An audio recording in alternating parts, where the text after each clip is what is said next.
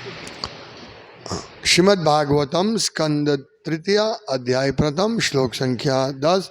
इस अध्याय का नाम है विदुर द्वारा पूछे गए प्रश्न। यतोपहूतो भवनं प्रविष्टो मंत्राय पृष्टः किल पूर्वजेन अताः तन्मन्त्रदृशां वरीयान् यन्मन्त्रिणो वैदुरिकं वदन्ति। शब्दार्थ। यदा जब उपहूतः बुलाया गया, भवनम राजमहल में, प्रविष्टः प्रवेश किया, मंत्राय मंत्रणा के लिए, पृष्टः पूछे जाने पर, किला निसंदेह, पूर्वजेन बड़े भाई द्वारा, अथ इस प्रकार, आह कहा, तत् वह, मंत्र उपदेश, दशाम उपयुक्त, वरियान श्रेष्ठतम, यत जो, मंत्रिणः राज्य के मंत्री अथवा पटु राजनीतिज्ञ, वैदुरिकम विदुर द्वारा उपदेश, वदंती कहते हैं। अनुवाद।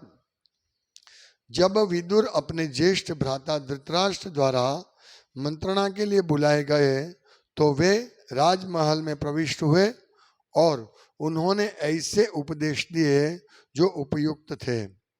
उनका उपदेश सर्वविदित है और राज्य के दक्ष मंत्रियों द्वारा अनुमोदित है। तात्पर्य। विदुर द्वारा दिए गए राजनीति विषयक सुझाव पटु होते हैं। जिस तरह आधुनिक काल में राजनीतिक तथा आचरण संबंधी अनुदेशों के विषय में अच्छी सलाह के लिए चाणक्य पंडित प्रमाण माने जाते हैं। ओम अज्ञानतिमिरान्धस्य ज्ञानांजनशलाकया श्री अद्वैत गदाधर शिवासादि गौर भक्तवृंद। हरे कृष्णा कृष्ण कृष्ण हरे हरे, हरे राम राम राम हरे हरे।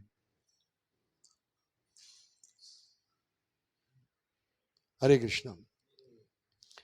विदुर महात्मा वो बहुत ही एक्सपर्ट थे, वो बहुत विद्वान थे। तो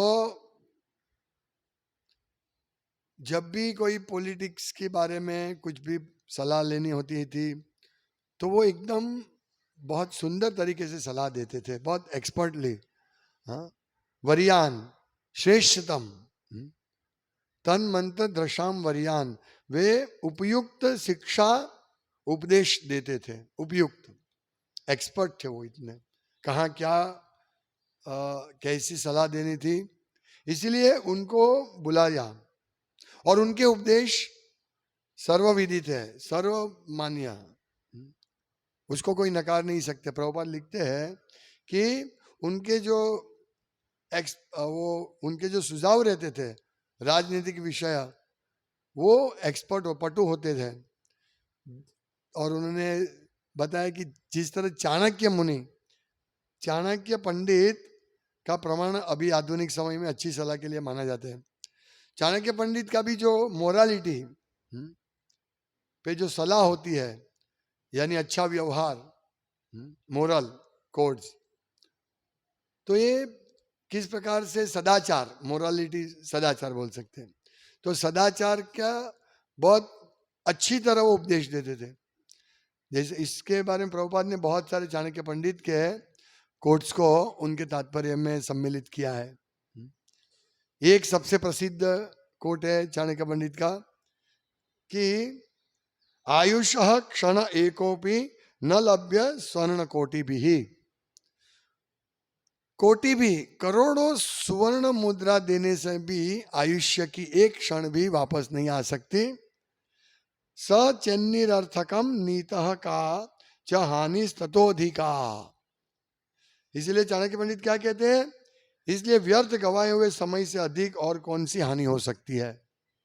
यानी हमको टाइम जो है हमारा समय, उसका पूरा सदुपयोग कर लेना चाहिए।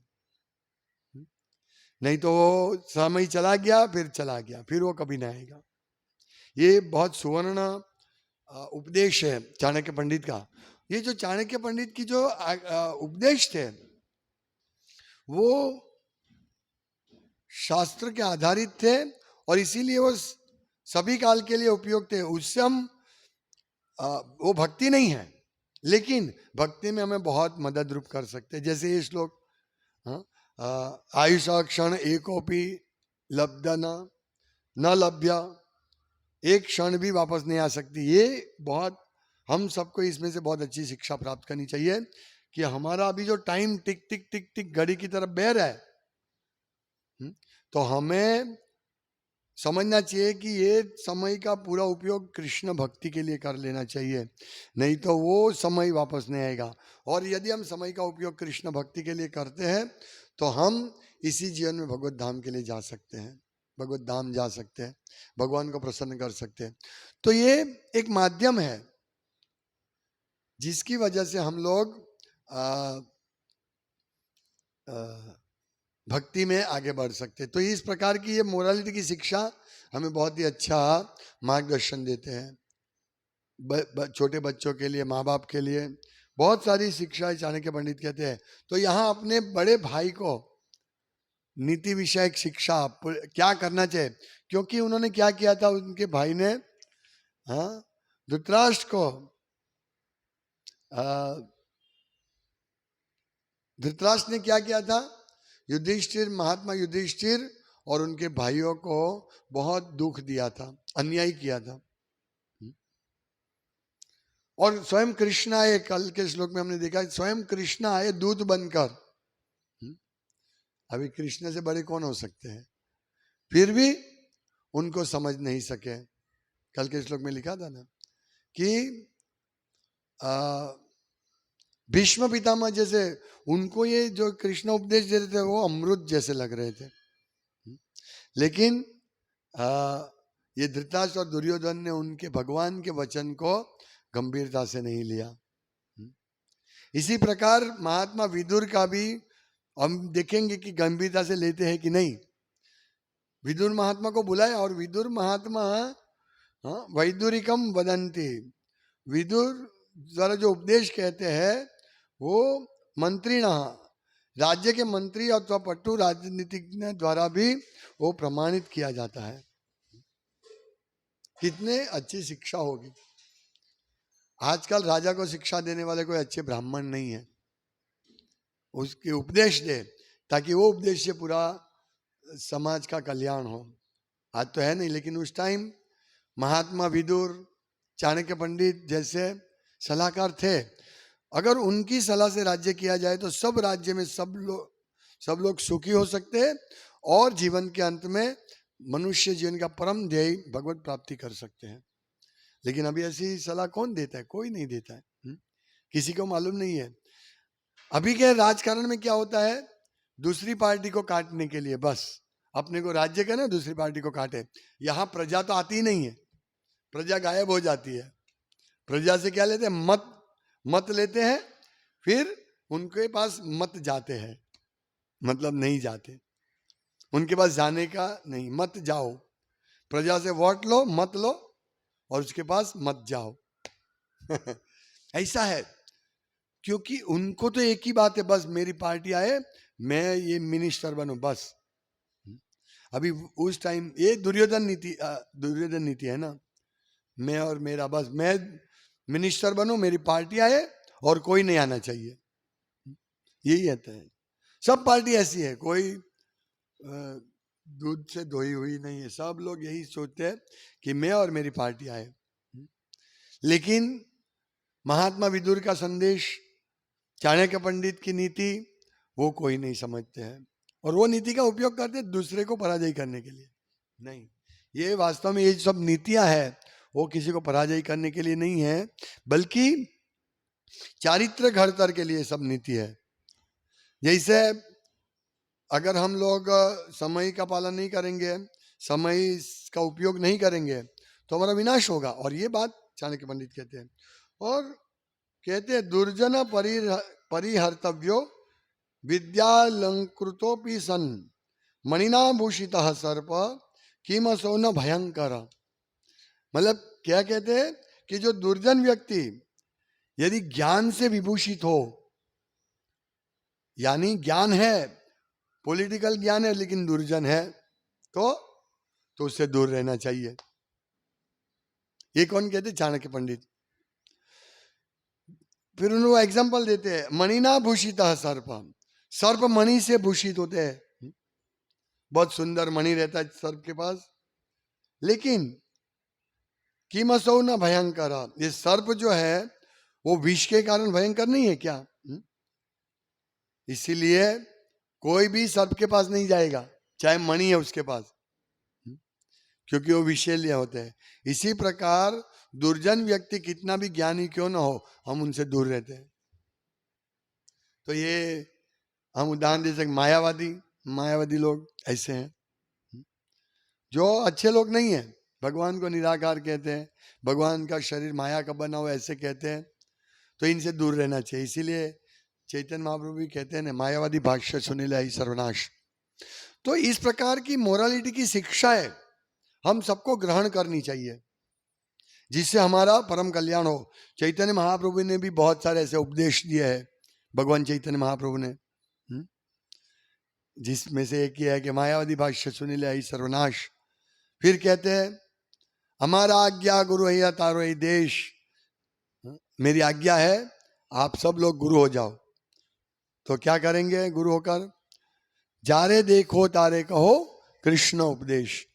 तो ये जो शिक्षा है चैतन्य महाप्रभु की शिक्षा, वो डायरेक्ट भक्ति है। इसका पालन करने से हम शुद्ध भक्त बन सकते हैं।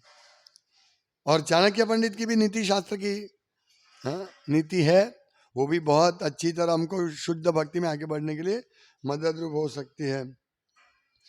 बताया है कितनी माता है, चाणक्य पंडित कहते हैं बहुत सारी शिक्षा है। और ये बताते हैं, इसलिए हम लोगों की शिक्षा ग्रहण करनी चाहिए। वो क्या कहते हैं, एके नापी कुवृक्षेण कोटरस्थेन वहनीना। मतलब यदि एक जंगल में एक वृक्ष की बखोल में, कोटरस्थ वृक्ष अंतरस्थ भाग में यदि अग्नि प्रकट होता है कोई भी कारण से, तो दह्यते तद वनम सर्वम, पूरे वन को जला देते हैं एक वृक्ष के कोटर में।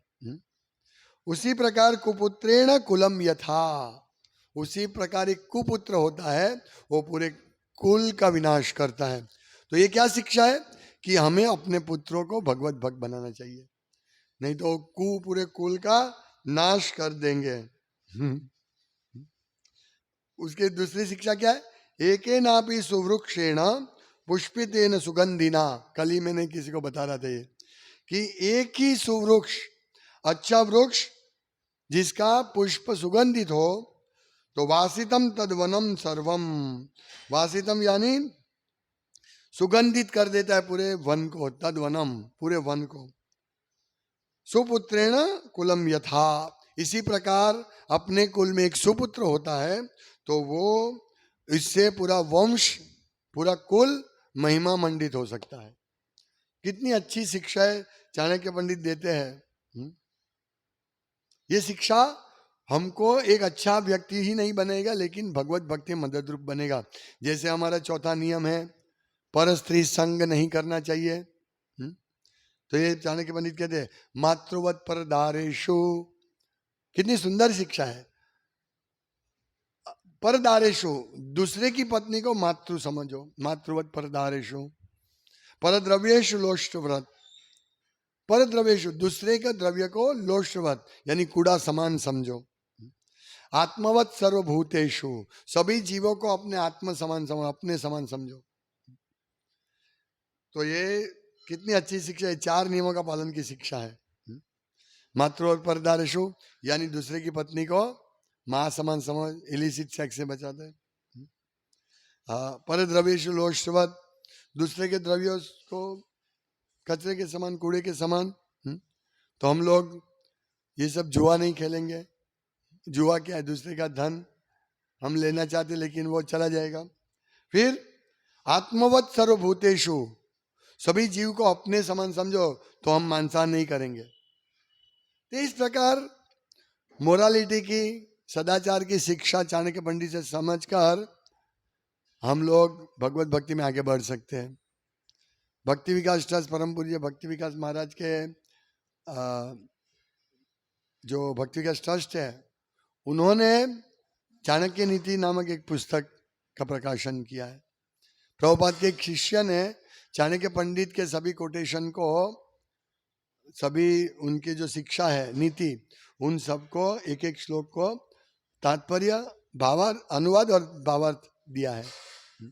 तो इस बुक हमको पढ़ने जैसी है, जिसमें प्रभुपाद ने अलग अलग जगह चाणक्य पंडित के बारे में क्या कहा था, उनकी शिक्षाओं के बारे में क्या कहा था, वो बताया है।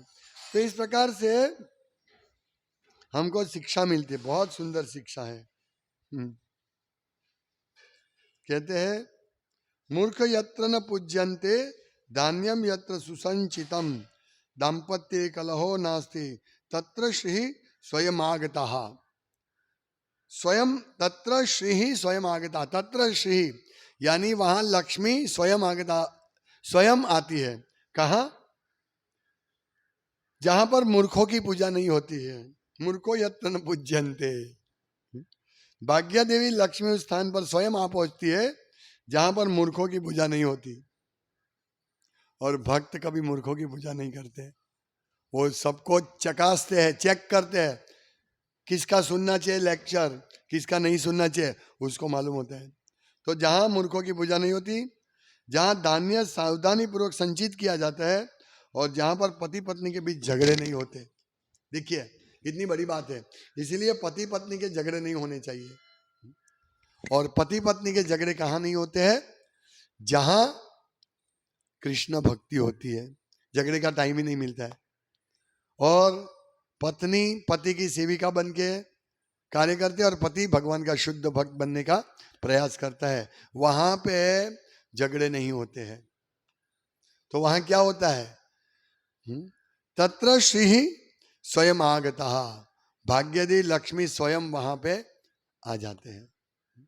इसीलिए हम लोगों को इस प्रकार की शिक्षाओं से कृष्ण भक्ति में प्रगति करने के लिए उसका उपदेश ग्रहण करना चाहिए। इन प्रकार की शिक्षाओं से ये हमारा बहुत बड़ा कल्याण कर सकते हैं, और इस कल्याण के लिए ही पूरे राज्य का कल्याण हो, राजा का कल्याण हो, इसीलिए महात्मा विदुर को धृतराष्ट्र ने बुलाया था। यदोपहूतो भवनम प्रविष्टो, उनको बुलाया गया था, इसलिए वो भवन में प्रविष्ट हुए। मंत्राय पृष्ठ किल पूर्वजेन, अपने पूर्वजेन, अपने ज्येष्ठ भ्राता द्वारा निसंदेह पृष्ठ पूछे जाने पर, और उन्होंने क्या दिया? उन्होंने अच्छी अच्छी शिक्षा दी। और वो यन मंत्रिणो वैदुरिकम वदंती, और वो शिक्षा बड़े बड़े लोगों के द्वारा, विद्वान लोगों के द्वारा मान्य थी, मंत्रियों द्वारा सर्वविदित थी। तो हमें अभी विदुर महात्मा क्या शिक्षा देते हो, कल से हम देखेंगे। तो ये सब शिक्षाएं हमारा परम कल्याण करती है। मैंने चाणक्य पंडित का थोड़ी बहुत शिक्षाएं दी, किस प्रकार से हमारे घर में पति पत्नी के बीच में ये होना चाहिए, व्यवहार होना चाहिए, ये सब। और इससे भाग्य लक्ष्मी स्वयं आते हैं। कभी कभी भक्त, अरे किसी व्यक्ति के घर भक्त लड़का चला जाता है और भक्ति करने लगता है, तो माँ बाप बहुत दुखी हो जाते हैं। तो उनको ये चाणक्य पंडित की ये शिक्षा, क्या शिक्षा? चाणक्य पंडित कहते हैं कि यदि एक वन में एक सुगंधित पुष्प वाला वृक्ष हो तो पूरे वन को सुगंधित कर सकता है। इसी प्रकार यदि हमारे घर से एक भक्त भी बन जाए तो पूरे कुल का उद्धार कर सकते हैं। तो हमें ऐसे भक्त बनना है, और हमारे बच्चों को भी ऐसे बनाना है। नहीं तो क्या होगा, बच्चे शराब पीने वाले लड़की पटाने वाले ऐसे होंगे तो क्या होगा, हमारा पूरा कुल का विनाश होगा, कुल की प्रतिभा का विनाश होगा, कोई स्कूल को देखेगा नहीं। तो इस प्रकार हमें सब शिक्षाएं लेकर हमारे जीवन का परम कल्याण करना है। हरे कृष्ण। श्रीमद् भागवतम की जय, श्रील प्रभुपाद की जय। वांछा कल्पतरुभ्यश्च कृपा सिन्धुभ्येव च पतितानां पावनेभ्यो वैष्णवेभ्यो नमो नमः।